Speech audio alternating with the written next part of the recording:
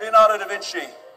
There are three classes of people: those who see when they are shown, those who do not see. And this system we call life is designed, again from cradle to grave, to make sure as many people do not see. And that's what I call the perception deception. These are three major CIA people. William Casey, CIA director, will know when our disinformation program is complete when everything the American public believes is false. The CIA owns everyone of any significance in the major media. William Coley, CIA director. Deception is a state of mind and the mind of the state. James Angleton, infamous CIA operative. It's all a mind game. They don't call it television programming for nothing. It tells you what to wear, what to eat, what to think, what to love, what to fear, who to ridicule, who to condemn. One of the saddest lessons of history is this: if we've been bamboozled long enough, we tend to reject any evidence of the bamboozle. We're no longer interested in finding out the truth. It's simply too painful to acknowledge, even to ourselves, that we've been taken. Once you give a charlatan power over you, you almost never get it back.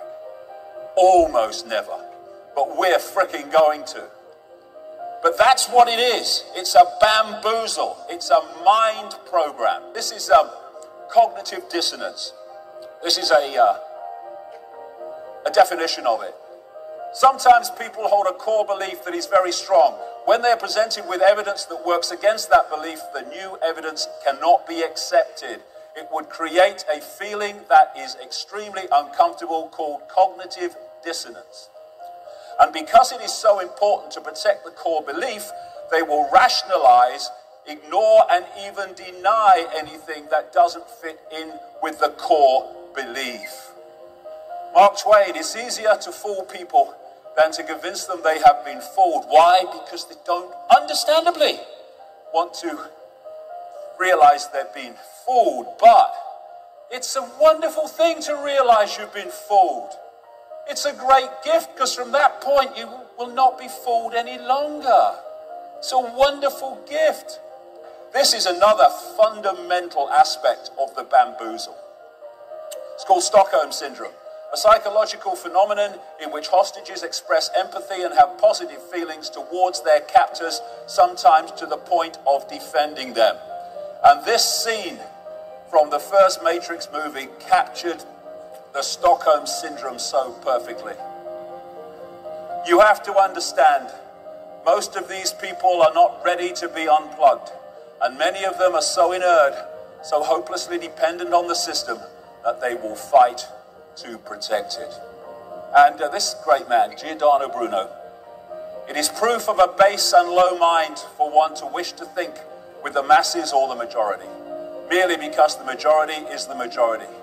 Truth does not change because it is or is not believed by a majority of the people. When you find yourself on the side of the majority, it's time to pause and reflect. Why? Because history shows us that invariably the majority are always following a cul-de-sac or a dead end. Mahatma Gandhi, many people, especially ignorant people, want to punish you for speaking the truth, for being correct, for being you. Never apologize for being correct or being years ahead of your time. If you're right and you know it, speak your mind, speak your mind. Even if you are in a minority of one, the truth is still the truth. Birds born in a cage think flying is an illness.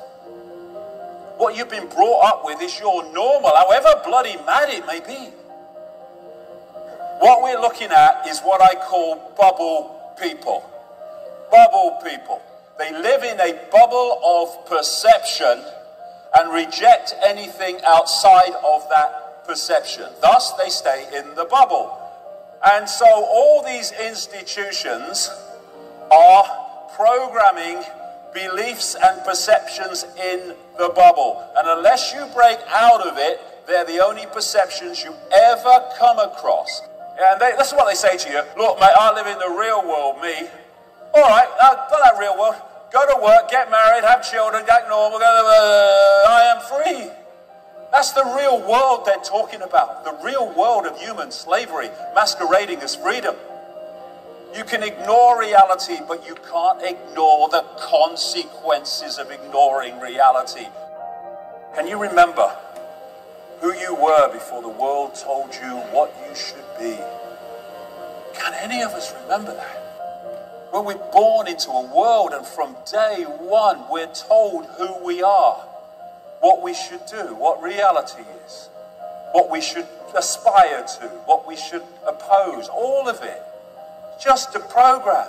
If you sense more, there is more. Yes.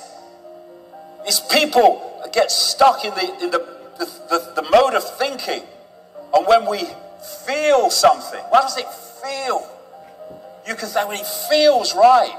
It shouldn't, but it does. This is the true self. This is the program self. We have the power to change anything. We have got into this situation by realizing or not realizing the power we have, by not realizing the true nature of who we are.